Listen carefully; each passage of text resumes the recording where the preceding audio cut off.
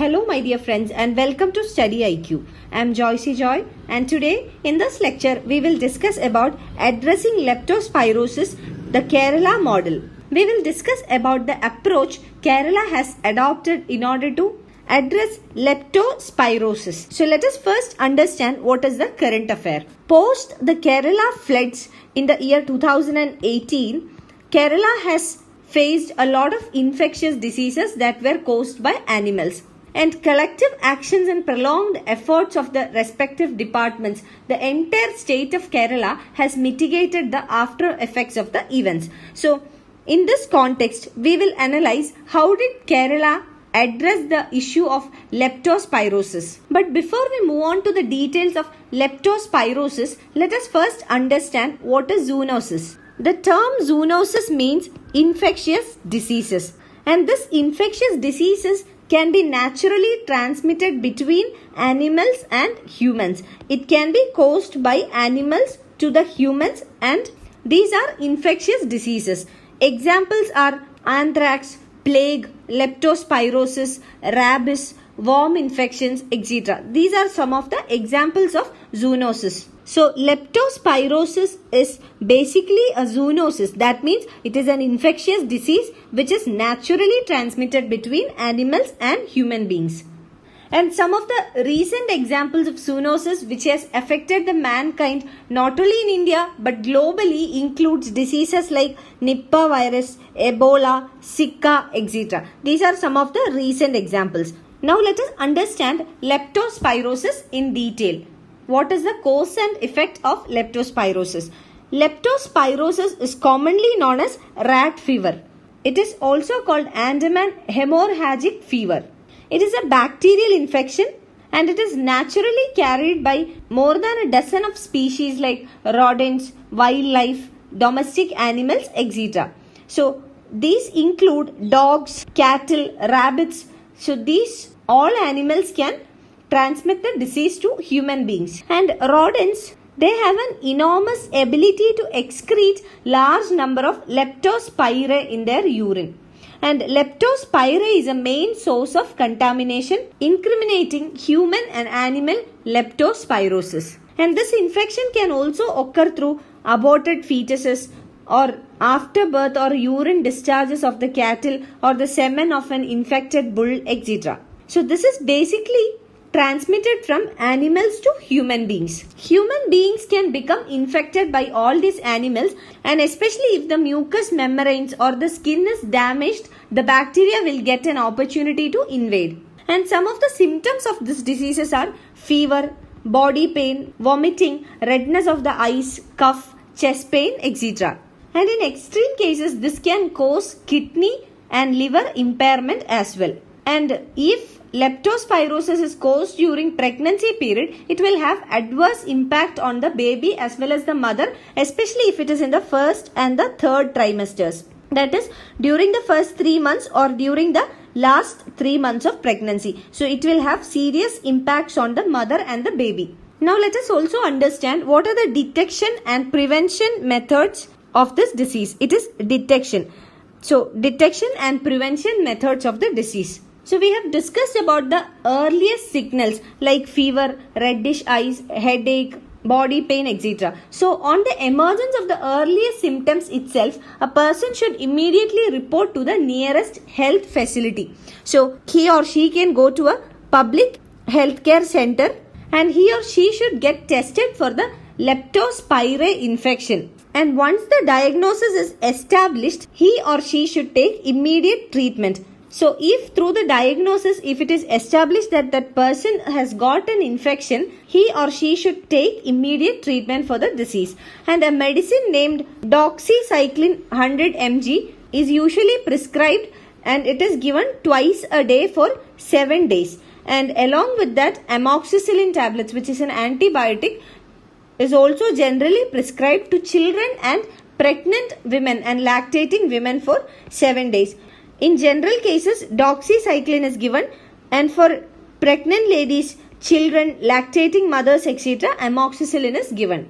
And if the patient is severely ill, he or she needs to go through an aggressive treatment format. So this is the treatment available, and for prevention of such infections, hygienic practices should be adopted. And this hygienic practices will include avoiding direct and indirect human contact with animal urine, and also as a preventive measure, the same doxycycline can be taken as a preventive drug, and the dosage should be prescribed by the doctor or a medical practitioner. And this preventive medicine can be given to those people who are exposed or who are at a great risk of such situations. For example, the people of Kerala after the flood, they were highly vulnerable or they were at a greater risk of such kind of diseases. So in such a situation, the doctors would prescribe doxycycline as a preventive drug, and the dosage should be normally 200 mg per week, maximum for 8 weeks. So this is given as a preventive medicine. It has to be taken by the consultation of a doctor or a medical practitioner, and in high risk situations or where people are exposed to such infections, the preventive medicine can be taken. And a recent example of such preventive action that was taken at a mass level or at a collective level was during the Kerala floods. Post flood in Kerala, the doctors, the medical practitioners in the state of Kerala had advised or prescribed doxycycline as a preventive drug to the people, those who were living in the flood affected areas, because they had a high risk of getting infected. Now let us understand how did the state of Kerala addressed leptospirosis. So we have seen that post flood condition, the people living in the area would be highly vulnerable or would be at a high risk of catching leptospirosis, because this can be caused by direct contact with animal urine. So there were high chances post flood that the people of flood affected areas were vulnerable to such kind of infections. So after the floods in Kerala 2018, there were massive loss of life and property in the state. And along with this mass destruction of life and property, one major risk was the threat of the infectious diseases like leptospirosis. And post flood, there were reported cases of 1,807 infections and 74 confirmed deaths due to leptospirosis. But the state of Kerala has been successful in tackling the menace of leptospirosis post floods when the water receded. And there are certain lessons that other states or the country can adopt from Kerala model of dealing with such infectious diseases. The first one was the leadership in the state of Kerala. There was coordination between the central government, the state government, and also various local governments, district administration, which was headed by the district collectors of various districts in the state, the role of social media, the role of NGOs, especially the role of youth. So all this played a major role in creating a proper leadership and guidance in order to tackle the flood situation and also the post flood situation. So this proper leadership ensured that immediate action was initiated post flood in the state of Kerala.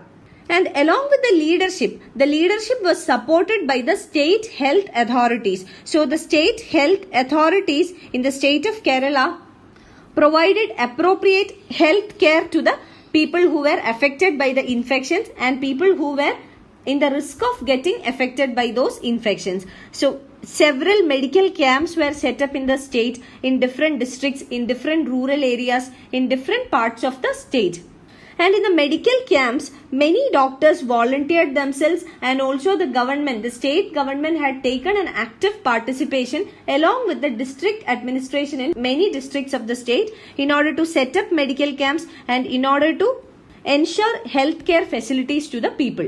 And also these medical camps were deployed with healthcare personnel including doctors, caretakers, nurses, etc. And from the government side, the government also ensured the provision or the supply of adequate drug to the medical camps, and emergency health services were also provided. So along with leadership, when the state government along with the central government, local governments at the municipality level and also at the panchayat level, along with the district administration headed by the district collector, took an active participation in overcoming the risk of such infectious diseases. So what other states can learn from this is that an early detection of such infectious diseases will help to a larger extent. This will help in taking preventive medicines. So precautions can be taken and this will help to a larger extent in order to tackle such kind of infectious diseases. So for that, the state government should take up an active